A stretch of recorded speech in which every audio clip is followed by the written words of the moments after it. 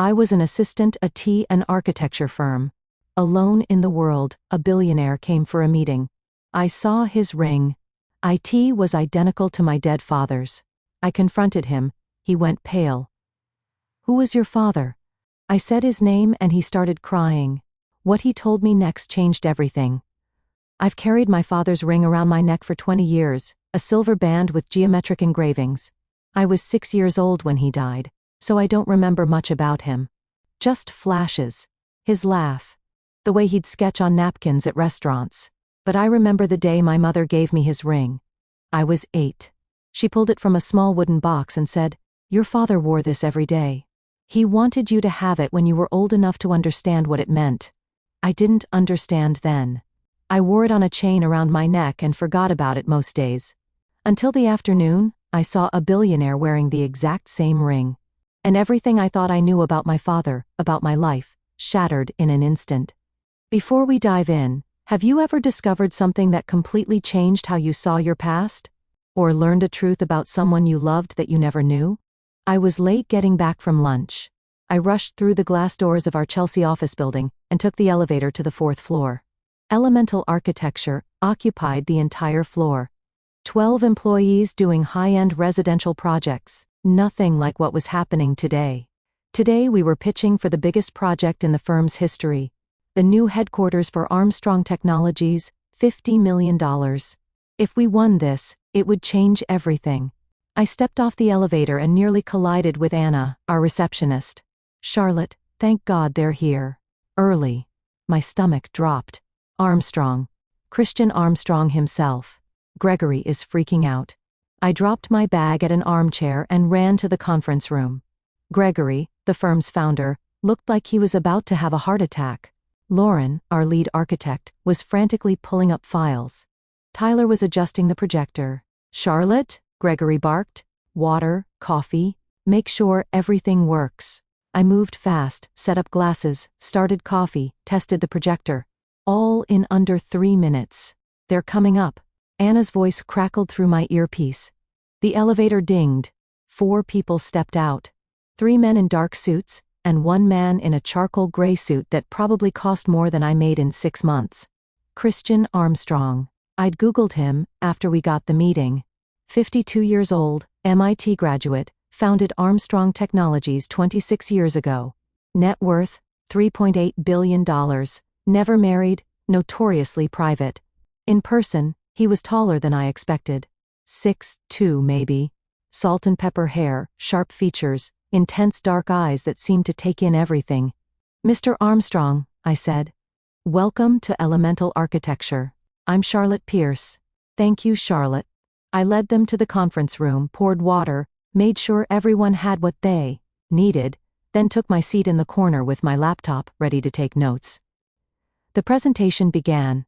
Lauren walked them through our portfolio. Our design philosophy, spaces that feel both modern and timeless, functional and beautiful. Christian listened intently, asked good questions, technical questions about materials, sustainability, structural integrity. Tyler presented preliminary concepts for the headquarters, 5-story building, glass and steel, open floor plans, natural light. Christian nodded. "I like the open concept, but I want quiet spaces too, places to think. Not everything should be collaborative." "Absolutely," Lauren said. "We can incorporate private offices, quiet zones." The meeting lasted 90 minutes. By the end, Gregory looked cautiously optimistic. "We'll review the proposal and get back to you within 2 weeks," Christian said, standing. Everyone shook hands. I walked them to the elevator. Christian was the last to step in. He turned back. "Thank you, Charlotte. Just doing my job, Mr. Armstrong." The elevator doors closed. I went back to the conference room to clean up, collected glasses, straightened chairs. Then I saw it. A pen on the table where Christian had been sitting. Matte black, expensive. I picked it up, turned toward the door. Christian Armstrong was standing in the doorway. "Sorry," he said. "I left your pen." I held it up. He walked toward me, extended his hand. And that's when I saw it. On his right hand, 4th finger, a silver ring, geometric engravings. My breath caught. I knew that ring.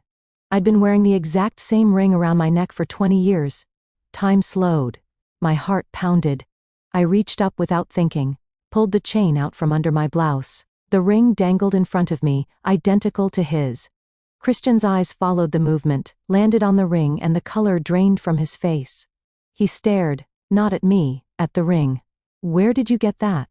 His voice was barely above a whisper. "It was my father's." He looked up at me. Shock, disbelief, something that looked like fear. "Who was your father?" "His name was Colin." He took a step back, physically recoiled. "Oh my God." He brought his hand to his mouth, closed his eyes. When he opened them, they were filled with tears. "Charlotte. Charlotte Pierce. Yes, that's me. Do you know me? I held you when you were 3 hours old. I'm your godfather. I made a promise to your father 30 years ago, and I've been trying to keep it ever since." The world tilted. "I don't understand. Your father and I were best friends. More than that, we were brothers. And I've been looking for you for 16 years. We stood in the empty conference room, me gripping the back of a chair.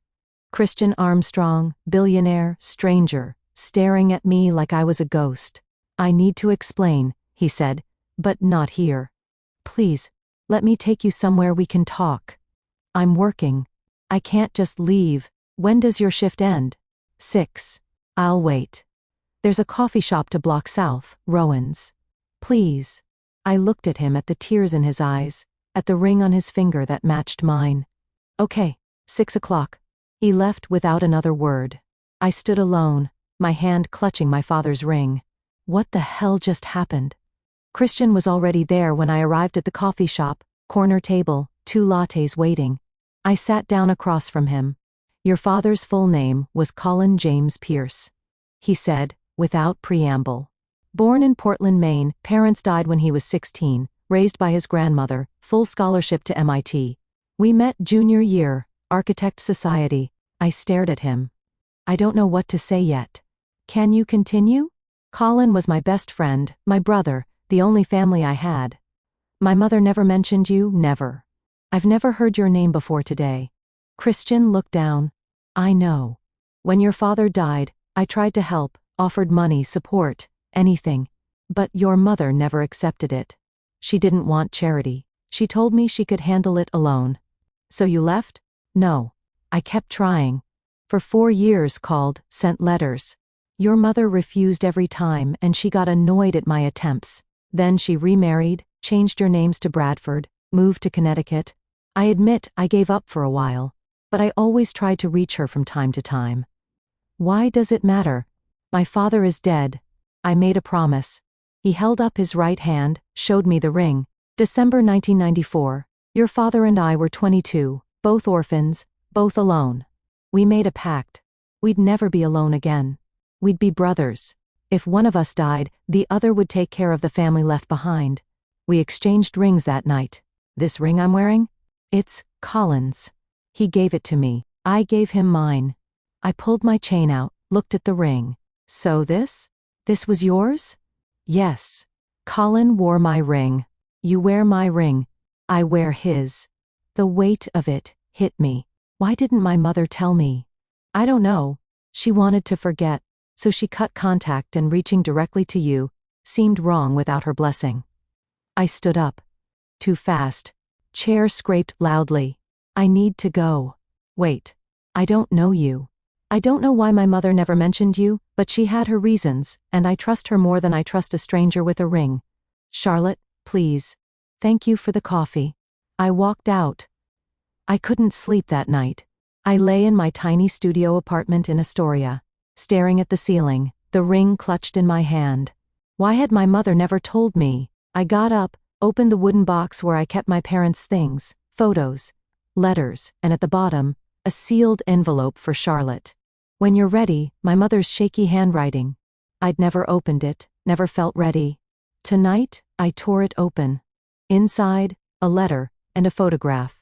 The photo showed 2 young men at MIT, both wearing rings on their right hands. Both grinning. One was my father. The other was Christian Armstrong. I unfolded the letter. "My dearest Charlotte, I'm writing this before the illness takes away my strength. Right now, I'm rethinking some life choices, but one that's particularly haunting me these days is the way I pushed Christian out of our lives. Your father and Christian were best friends. Brothers. When your father died, Christian tried to help us. He offered everything, but I couldn't accept it. Every time I looked at Christian, I saw Colin, and it hurt too much. So I pushed him away. I was wrong. I was proud and hurt and scared.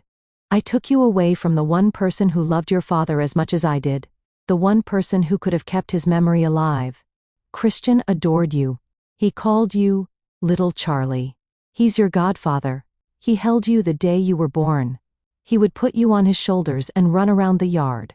He filled your life with books, even before you could read. He was a constant presence in our lives, always at Sunday barbecues. All the birthdays, Christmases, lunches, and family celebrations. He was there. He was your father's family. He was our family. And I pushed him away. I took us from him. The only family he had. I only know life has taken many turns. And Christian isn't the same boy we knew anymore.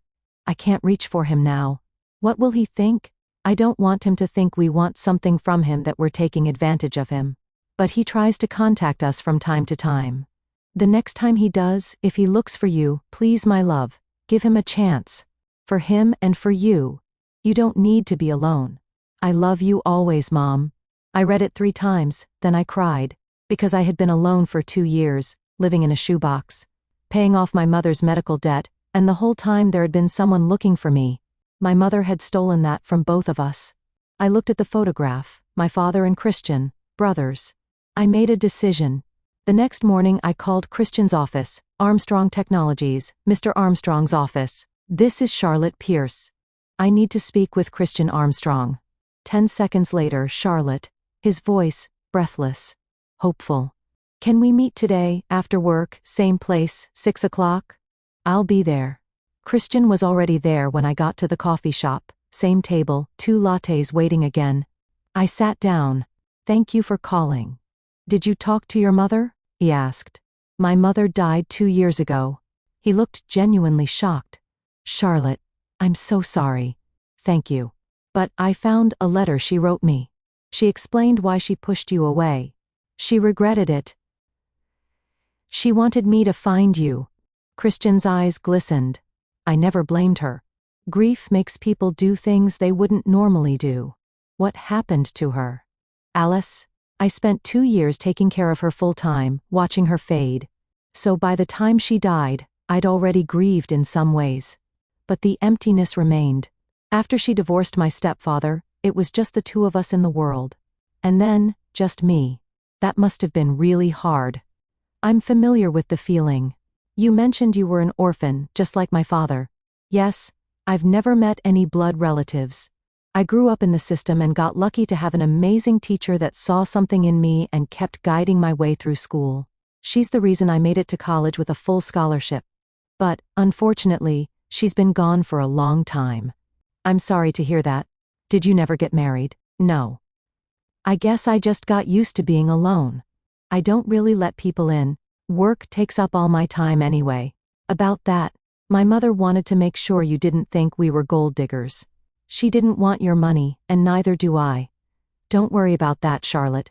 Okay, I want to know about my father. Everything. Christian smiled. I can do that. I have stories. So many stories. And he did. For 2 hours, Christian told me about my father, how they met, how Dad had saved Christian. From dropping out of MIT when Christian was struggling with depression, how they'd stayed up 72 hours straight, building a model, how he had been my father. He's best man, how Dad had called from the hospital the night I was born crying with joy. He loved you more than anything, Christian said. He used to carry a photo of you, show it to everyone. This is my daughter, Charlotte. She's going to change the world. I don't remember his voice. Only his laugh. He had a kind voice, patient. He never yelled. He was a problem solver. And he sketched constantly on napkins, envelopes, newspapers, always building something in his mind. I pulled out my sketchpad, opened it to a living room design, mid-century modern, clean lines, walnut credenza, Eames lounge chair. I do the same thing, I said. Interior design. Christian stared. Charlotte, this is beautiful. Did you study design? I was at FIT's second year, but when my mom got diagnosed with ALS, I had to drop out, take care of her. She died 2 years ago. I never went back. Medical bills were too much. I'm still paying them off. Let me help. No, Charlotte, I don't want charity. That's what my mother was afraid of. I'm not taking your money. It's not charity. It's a promise I made to your father. My father is dead. He saved my life. When I was at MIT, I was attempting against my life. I was struggling at classes. I had a hard time socializing with those privileged kids. My life mentor had just died. I had no one. Colin found me one night, talked me down, made me promise I'd keep going. I'm alive today because of him. Helping his daughter isn't charity. It's honoring the person who gave me a future. I didn't know what to say. I don't need money, I said finally. But I wouldn't mind having someone who remembers my father, someone who makes me feel less alone. Our Christian reached across the table, put his hand over mine. You're not alone, Charlotte. I've been here, looking for you. And I'm not going anywhere now. Over the next 3 months, Christian became part of my life. We had coffee every Thursday. He told me more stories, showed me photos I'd never seen, gave me letters Colin had written to him. He came to my apartment once, looked around at the tiny 350-square-foot studio I decorated with thrifted mid-century furniture. You did this yourself? He asked, genuinely impressed. It's not much, but Charlotte, this is incredible. Your father would have loved this. He always said good design wasn't about size or budget. It was about vision, and you have vision. In November, Christian invited me to his office, showed me the plans for Armstrong headquarters. Elemental had won the bid. I want you to design the interiors, he said. Christian, I'm not a designer, I'm an assistant. You're a designer who's been stuck filing papers. I've seen your work. I want to hire you, freelance, market rate. If it goes well, maybe it becomes something more. I don't have a degree. Neither did your father. He dropped out last semester. Didn't stop him from being brilliant. Talent doesn't need a diploma, it needs opportunity. I was terrified, but I thought about my father, about how he never let fear stop him from building something. Okay, I said, I'll do it. Weeks later, Christian invited me to the annual reunion of the Architect Society, class of 1994. They meet every year, 11 now. Your father was the 12th. They want to meet you. The reunion was held in a private room near MIT. When I walked in, 11 people stood up. Theodore Blackwood, MIT professor, Grace Hartley, biotech CEO, Julian Foster, venture capitalist. Priya Deshmukh, neurosurgeon, André Laurent, famous architect from Paris, Kenji Nakamura, robotics engineer from Tokyo, Rachel Goldman, Supreme Court lawyer, Omar Khalil, clean energy entrepreneur, Sienna Rossi, fashion designer from Milan, Dante Moretti, NASA astrophysicist, and Christian. Everyone, Christian said, this is Charlotte Pierce, Colin's daughter. You look like him, Grace said, voice thick with emotion. You have his eyes. And his smile, Theo added. Andre stepped forward. Your father was the heart of our class. We miss him every day. He talked about you constantly, Priya said. He said you were going to be an architect. He saw it in you, even when you were a baby. Julian said, we could never forget him. And now that we've found you, we won't forget you either. You're one of us now. They gave me a gift that night. A silver ring, Architect Society, custom, made with an engraving inside, Charlotte Pierce, Colin's legacy. You're part of this family, Christian said, whether you want to be or not. I looked at the ring, then at the 11 people around me. I'll wear it, I said. The interior design for Armstrong Technologies headquarters took 4 months. I worked harder than I'd ever worked. Mid-century modern throughout. Clean lines, functional beauty, walnut and leather and linen. When the building and decorating were finished, Christian walked through with me. Charlotte, this is a masterpiece. It's a space where people will create, where they'll build the future, just like your father wanted. He stopped in the main lobby, pointed to a wall, a bronze plaque. This building honors Colin James Pierce, Architect Society class of 1994, a visionary, a brother, a father. His legacy lives on in the spaces we build and the promises we keep. I couldn't speak. Tears streamed down my face. Your father deserved to be remembered, Christian said quietly. And now he will be. I didn't go back to being an assistant. Christian hired me for some other projects, which led to other people wanting to hire my services. I paid off my mother's medical debt in full. I moved into a one-bedroom in Brooklyn with sunlight and room to breathe. I got back to school part-time, and every Thursday, I still had coffee with Christian. Some Sundays we would have barbecues at his place too, sometimes just the two of us. Sometimes friends from the Architect Society would come by. You know, I said one Thursday, I spent 2 years thinking I was completely alone, and now? Now I have 11 godparents who text me constantly and one very persistent billionaire who keeps trying to overpay me. Christian laughed. You're worth every cent. I reached across the table, took his hand. Thank you for keeping your promise, for finding me. You found me, Charlie. You walked into that conference room wearing his ring. It was fate. Or maybe just your father looking out for both of us. I looked down at my hands. I wore 2 rings now. The original one, Christian's ring that my father had worn on my right hand. My own Architect Society ring on my left. Do you think he'd be proud? I asked. I know he would. You're building beautiful spaces. You're carrying on his legacy. You're exactly who he hoped you'd become. 3 years have passed now. I graduated and run my own interior design firm, Pierce Design Studio. Residential and commercial, hotels, restaurants, office buildings. I have a team of 6. Christian is still my closest friend. Coffee every Thursday without fail. He was the first person I called after my first date with my now boyfriend. And they adore each other, by the way. The Architect Society adopted me fully. I attend reunions every year. 11 brilliant people who've become my family. I'm not rich. I'm not famous. But I'm building something my father would be proud of. And I wear 2 rings, one that was his, one that is mine, both reminding me, I'm never alone. I'm part of a legacy, a promise, a family that transcends blood and time and death. There's a photograph on my desk at work. My father and Christian at MIT, young, hopeful brothers. Next to it, a newer photo from last year's reunion. All 11 members and me in the center. I look at the photographs. My father smiling at the camera, young, full of dreams, and I realize his story didn't end when he died. It lived in a promise 2 orphans made on a cold December night. It lived in a man who spent years searching because he'd given his word. It lived in 11 people who welcomed me because I carried my father's name. And it lives in me, in the spaces I design, in the legacy I'm building, in the rings I wear every day. My father died when I was 6. But his legacy didn't. It just found a new way to live. Through promises kept. Through families chosen.